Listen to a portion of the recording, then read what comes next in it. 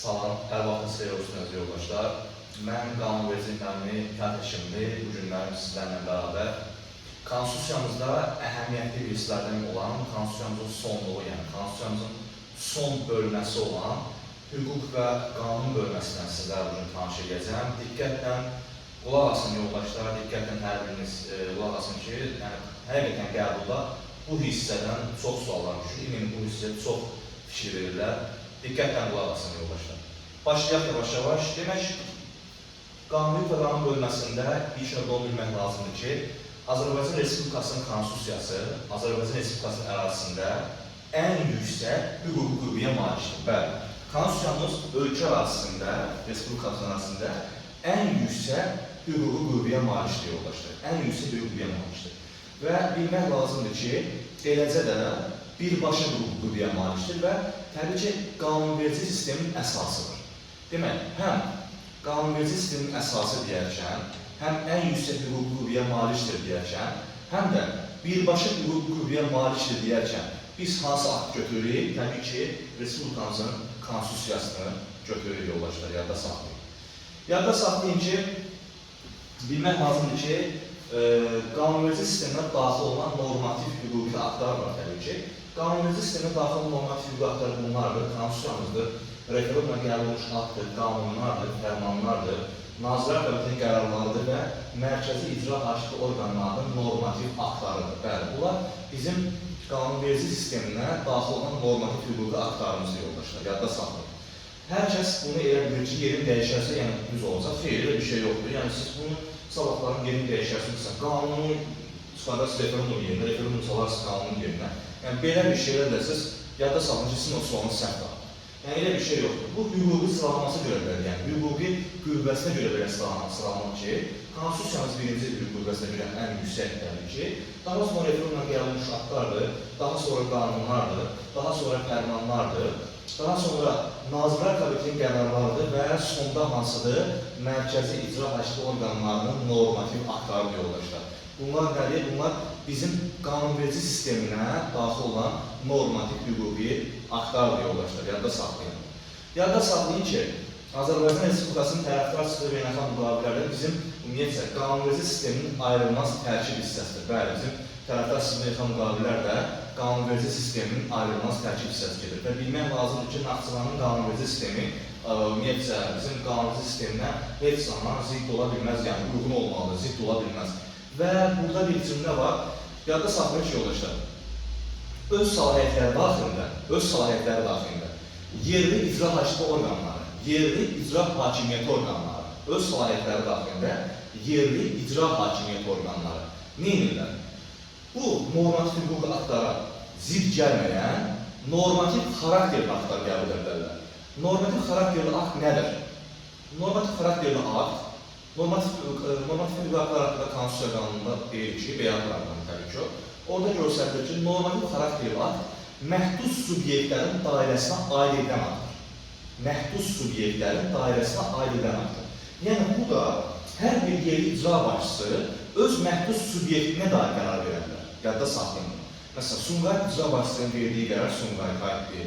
Elə Qubanın verdiyi qərar Qubaya aiddir. Yəni, hər öz məhdud subyektinə dair qərarlar verərlər. O da nədir? Normativ xarakterli aktlardır. Yadda saxlayın bunu.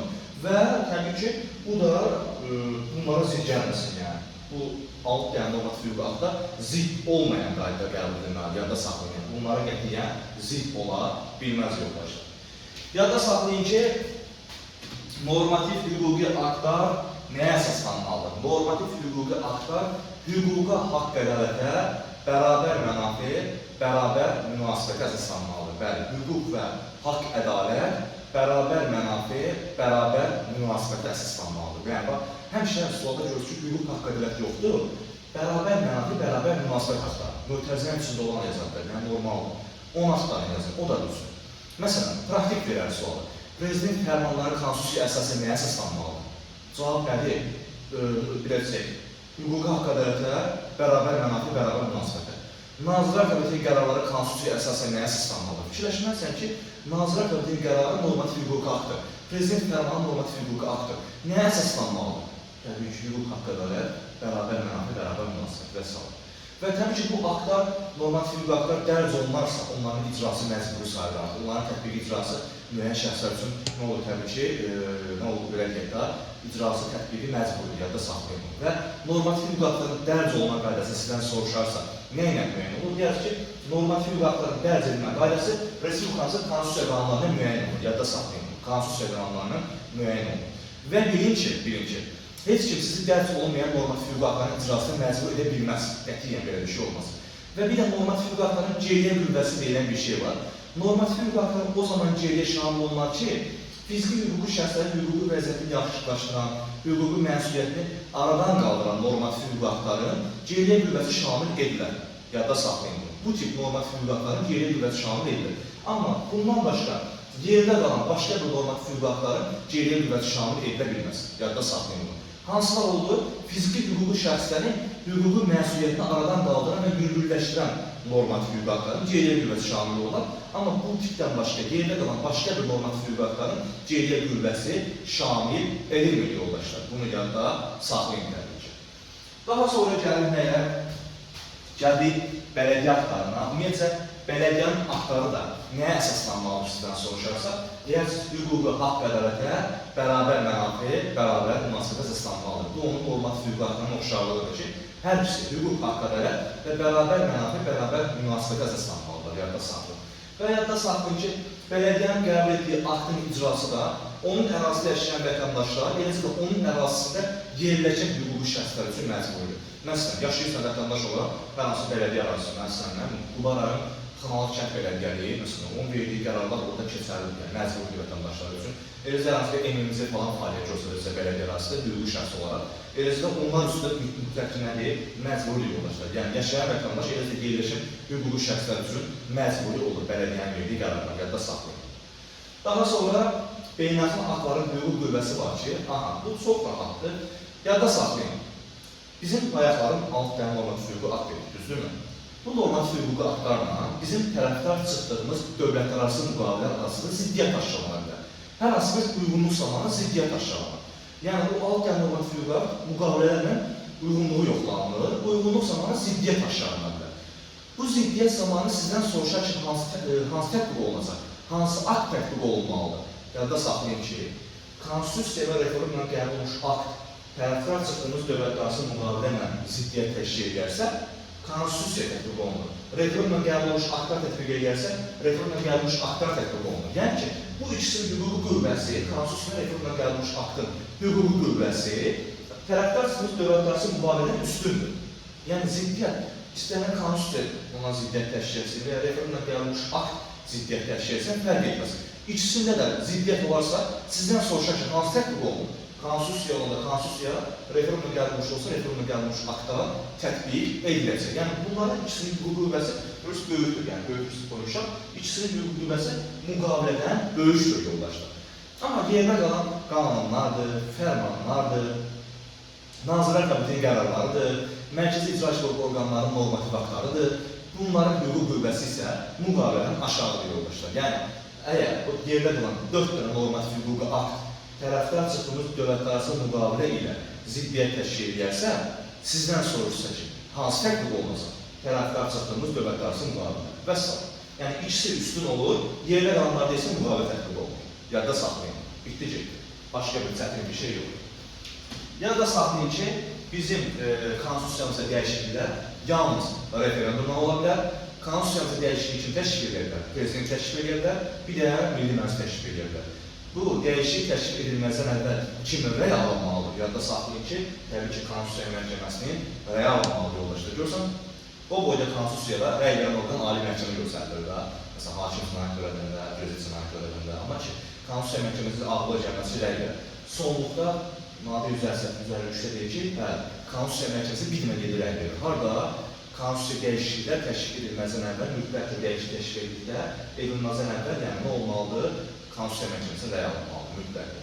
Və Konstitusiya Məhkəməsində referenduma qəbul olunmuş aktlara dair Konstitusiya mətnində dəyişikliklər olarsa, yəni durub hər hansı bir referenduma qəbul olunmuş aktlarla bağlı Konstitusiya mətnində dəyişikliklərə dair qərar qəbul edilməz. Yəni Konstitusiya Məhkəməsi durub referenduma qəbul olunmuş aktlarla bağlı özü hər hansı bir dəyişiklik edilməz. Yəni Konstitusiya mətninə hər hansı dəyişikliklərə dair qərar qəbul edilməz. Yadda saxlayın. Yəni belə bir səlahiyyəti yoxdur ki, Konstitusiya Məhkəməsi durub nəsə dəyişdirsin. Yadda saxlayın. Daha sonra gəlir nəyə? Yadda saxlayın ki, yoldaşlar, belə bir şey var.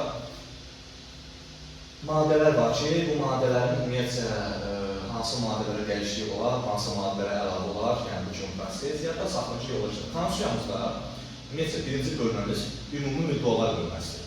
Bu bölmədə 1-dən 23-ə dənə maddə var, 23 dənə maddə var. 1-də başlayır, 23-ə bitir. Yadda saxlayın.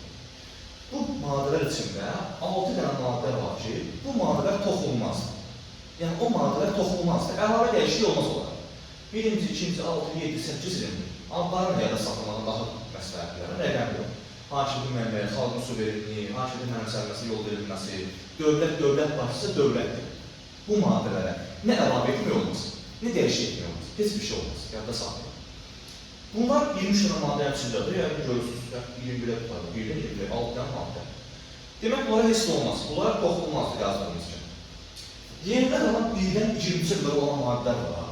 Yerdə qalan bunlar toxunulmazlara çıxmaq şərtinə, yerdə qalanlara əlavə etmək olmaz, dəyişiklik etmək olar. Yadda saxlayın.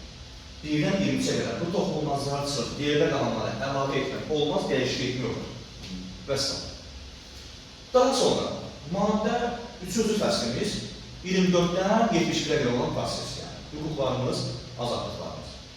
Bu maddələrə əlavə etmək olar, dəyişiklik etmək olar, amma ki, ləğv etmək olmaz. Yəni, bizim istənilən hüququmuza, istənilən azadlığımıza əlavə edə bilərlər, dəyişiklik edə bilərlər, amma ləğv edə bilməzdir. Ümumiyyətcə, Konstitusiya və bir ilçi aiddir, ləğvi qadağan, yəni Konstitusiyada olan maddələrin ləğvi, yəni mümkündür, ləğvi qadağan. Ləğv etmək olmaz. Amma 24-də 71-ə qədər nə olar? Əlavə etmək olar, dəyişiklik etmək olar, yadda saxlayın. Bitdi ki. Bu da belə. Yəni, buradan belə çətin görülür maddələr, biraz qarışıq görülür, amma yəni, mənim fikrimcə bölündən sonra hər ikisi tam aydın olar. Daha sonra gəlirik Konstitusiyamıza əlavələrə. Konstitusiyamıza əlavələr, ümumiyyətcə saxlayın ki, Milli Məclisdə 91 səs olduğuna qəbul olunur, Konstitusiya qanunvericiliyə qəbul olunur. Bu əlavədə 2 dəfə səsə qoyulur, 2 dəfə. Birinci səs vermə olur, 6 ay keçir, 6 aydan sonra ikinci səs vermə olur. Və həm birinciden sonra, həm ikinciden sonra bunu kim imzalamalı? Prezident imzalamalı, yadda saxlayın. Və sizdən soruşar ki, yaxşı, bu nə zaman qüvvəmdir? Deyərsiniz ki, təbii ki, nə zaman qüvvəmdir? İkinci səsləmədən sonra. Birinci, ikinciden sonra qüvvəmdir. Normalda hər ikisi imzalayır prezident bunu. Amma qüvvəyə vaxtını ikinciden sonra yadda saxlayın. Və Konstitusiya qanunları Konstitusiyanın ayrılması hissəsidir. Əsas mətnin qətiyyən zidd olan bir mərz yoldaşlar, yadda saxlayın. Yadda saxlayın ki, sonra da qaldı, Konstitusiyamızda ümumiyyətcə əlavələri kimlər təşkil ediləsindən soruşarsa, Konstitusiyamızda əlavələri bir prezident təşkil edirlər və ya Milli Məclisin azı 63 deputat. Yəni bunun ən azı 63-dür. 125-i də istənilən say ola bilər. Məsələn, yazar ki, Konstitusiyamıza əlavəni Milli Məclisin 95 deputat təşkil edər. Özə görə. Amma azı 95 yazı səhv edəcək. Yəni azı sözü ancaq 60 təşkil, 63 deputat təşkil edər. Yəni bu minimum olur. Maksimum 125 ilə təşkil olma bilir. Yadda saxlayın. Eyni bilərlər Konstitusiyamıza əlavələr təşkil edə bilərlər yoldaşlar. Bunu da yadda saxlayın. Və sonda da siz üçün bir konspekt göstəreyim. Məsələn, baxın. Ən yüksək hüquqluya malikdir Konstitusiyamız, birbaşa hüquqluya malikdir Konstitusiyamız, sistemin əsasıdır Konstitusiyamız, sonra ayrılmaz tərkib hissəmizdir, qanunvericinin ayrılmaz tərkib hissəsidir, tərəfdar sizlərə qanunlar bilər.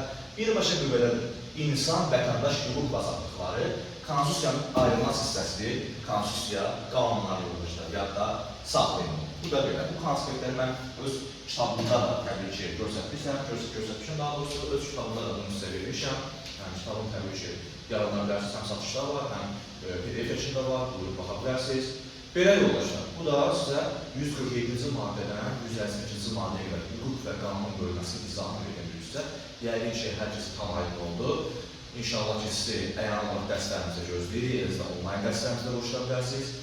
Yenə xatırladım, ünvanımız Elmlər Metrosunun çıxışındadır, çox rahat yerdədir. Buyurun gəlin yaradan dərslərimizdən, İnşallah avqust imtahan gəlir, sentyabr imtahan gəlir. Belə deyək də, tam rahat hazırlaşın. Proqramı tam rahat hazırlaşmaq üçün, yəni indidən başlamanız çox məsləhətdir. Hər birinizə uğur olsun yoldaşlar. İnşallah gələn görüşlərə. Sağ olun, sağ olun.